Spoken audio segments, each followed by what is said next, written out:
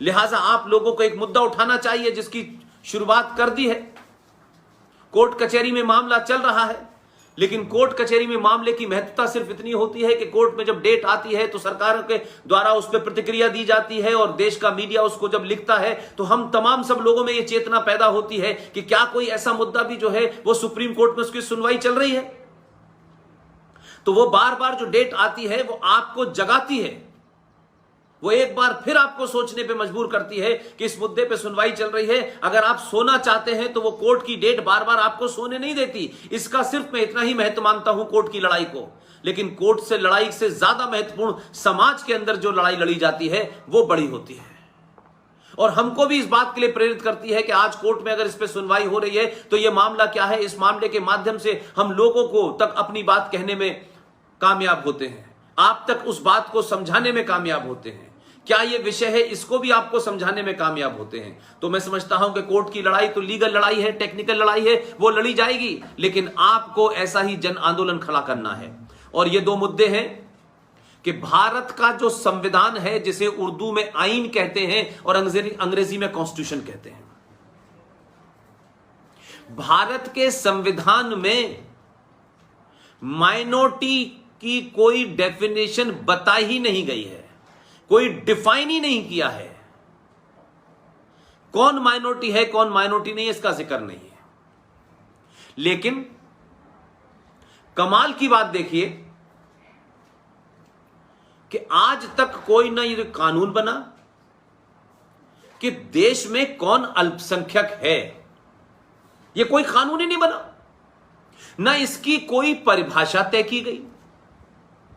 लेकिन इस देश में खुलेआम हमारे टैक्स से जो सरकारें चलती हैं, हमारे टैक्स से जो संस्थान चलते हैं, उस लूट का क्या मजाक बनाया है। और कोई इसलिए नहीं बोलता है क्योंकि हमारे देश में बड़े अपोलोजिस्टिक लोग हैं, स्वार्थ उनका इतना बड़ा है, सत्ता की चाटुकारिता उनकी इतनी बड़ी है कि वो सच बात अपने बच्चों को नहीं बताते, जिन बच्चों से सुबह शाम कहते हैं सच बोलना चाहिए, सच बोलना चाहिए। इसलिए जो पाखंड है ना हमारे देश में कि बच्चों से कहेंगे सच बोलना चाहिए और अब्बा कभी सच नहीं बोलेंगे, पिताजी सच नहीं बोलेंगे कि सच बोलने से कहीं हमारा बच्चा जो है सवाल ना पूछना शुरू कर दे, लिहाजा उसे सच भी जो है सीमित तौर पे बताते हैं। कभी चर्चा नहीं होती ऐसी बातों की, और राजनीतिक दलों का उसमें स्वार्थ है तो वो उसको कभी बाहर नहीं लाते, सार्वजनिक नहीं करते। लेकिन मेरी और आपकी जिम्मेदारी है कि ऐसे विषयों को सबके सामने पूरी ताकत से आप उठाएं, रखें, जिससे कि सत्ता तक ये बात पहुंचे कि जिस बात को हम छुपाना चाहते थे, जो छुपाई गई है, लेकिन अब जनमानस को पता चल गया है। और जनमानस की ताकत आप देखते हैं कि क्या होती है। ये जनमानस का दबाव था कि 370 हटी, 35 हटी, कई कानून बदले गए। तो जनमानस को सिर्फ वोट देने के बाद शांत नहीं रहना चाहिए कि हमने वोट दे दिया है, अब हमारा काम समाप्त हो गया है। उसे अपने सेमिनार से, डिबेट से, चर्चाओं से, जगह जगह भाषण से, स्पीच से, छोटे छोटे डिस्कशन से उन मामलात को समाज के अंदर जिंदा करना चाहिए। उन मुद्दों की लौ को तेज रखना चाहिए ताकि सबको नजर आए कि आखिर मसला क्या है। भाई, ये लोग जो पिछले 10 साल से एक मुद्दे को उठा रहे हैं, गलत है, सही है, इस पे बहस होनी चाहिए, और अगर गलत है तो उसे हटाया जाना चाहिए। इसलिए मेरी और आपकी जिम्मेदारी यह है कि यह चर्चा सिर्फ पुष्पेंद्र तक सीमित नहीं रहनी चाहिए। आज के बाद बारडोली के तमाम वो छात्र जो इस स्वाभिमान ग्रुप से जुड़े हुए हैं, लाखों की तादाद में आप पहुंचे, पर्चे बांटें, लिख के बताएं, 10-10 लोगों को मिलकर बताएं कि भारत के संविधान में माइनॉरिटी नाम की किसी चीज की कोई ना परिभाषा है, ना इसका कहीं जिक्र है।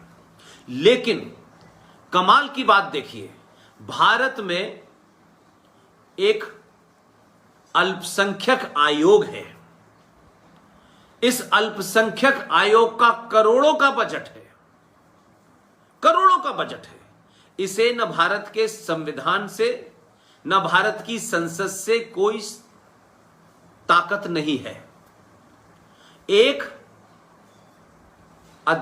कानून, एक आदेश के जरिए इस देश में माइनॉरिटी कमीशन भी चल रहा है, जो 1993 के एक नोटिफिकेशन के माध्यम से स्थापित कर दिया गया, और 2006 में माइनॉरिटी मिनिस्ट्री भी बन गई है साहब।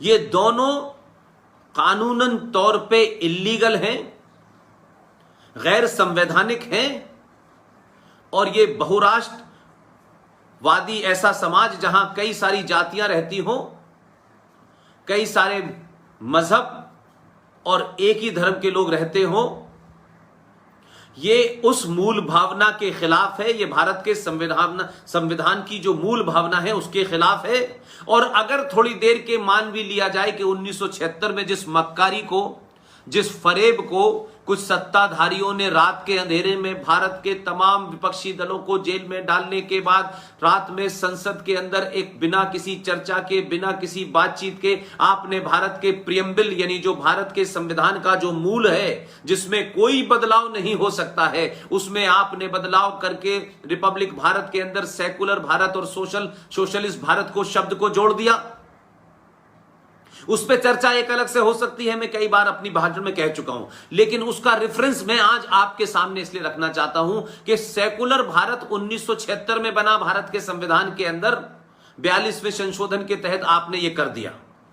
अगर 1976 में भारत सेकुलर हो भी गया था, जिस सेकुलरिज्म को मैं मानता हूं कि यह सेकुलरिज्म बाद सिर्फ इस्लामिक आतंकवाद को बढ़ावा देता है, जिहाद को बढ़ावा देता है, मुसलमानों को इस देश को तोड़ने और लूटने और खसोटने की पूरी तौर से इजाजत देता है, इसके अलावा इस सेकुलरिज्म का कोई मतलब नहीं है। और बहुसंख्यक समाज यानी हिंदू सनातनी को कहता है कि आपको कुछ भी नहीं करना है, आपको सुबह से शाम तक सिर्फ सेकुलरिज्म का सर्टिफिकेट देना है कि आप पूजा ना करें, घंटा ना बजाएं, आप कोई मंदिर में जोर से भजन ना करें, नहीं तो पड़ोसी मुसलमान आपकी गर्दन काट देगा। इस सेकुलरिज्म का मतलब है कि दंगाई जिहादी मुसलमान को वो सब करने का अधिकार है जो भारत का संविधान जिसकी परमिशन नहीं देता, भारत की आईपीसी जिसके परमिशन नहीं देती, भारत का कोई कानून उसे परमिशन नहीं देता, लेकिन वो धड़ल्ले से करता है, वो उसके बावजूद भी सेकुलर रहता है। और आप सेकुलर भारत के अंदर शांति से अपनी पूजा पद्धति करते हैं, शांति से अपनी पूजा स्थलों को बचाते हैं, लेकिन उसके बारे में आप पे रिस्ट्रिक्शन लगता है।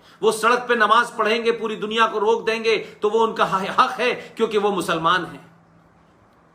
वो आपका संतों का कत्ल करेंगे, वो निर्जर हत्याएं करेंगे, वो दंगों में अंकित शर्मा को 40 चाकुओं से मार देंगे, वो सुनियोजित ऑर्गेनाइज तरीके से दिल्ली के अंदर एक मोहल्ले के अंदर एक हिंदू का स्कूल है, एक मुसलमान का स्कूल है, तो मुसलमान स्कूल को 3 दिन पहले कह के बंद कर देंगे। HDFC बैंक का वहां मैनेजर मुसलमान है तो वो बैंक भी उस दिन बंद रहेगा। इतने षड्यंत्र के साथ वो दंगा करेंगे और हिंदुओं को पता नहीं चलेगा। तो ये सेकुलरिज्म है और हम उसका प्रतिकार करेंगे, उस पर चिल्लाएंगे, और हम अगर मर भी जाएंगे तो मरने वालों पर रोएंगे, तो हमें रोना नहीं चाहिए क्योंकि हम हिंदू हैं, हम बहुसंख्यक हैं।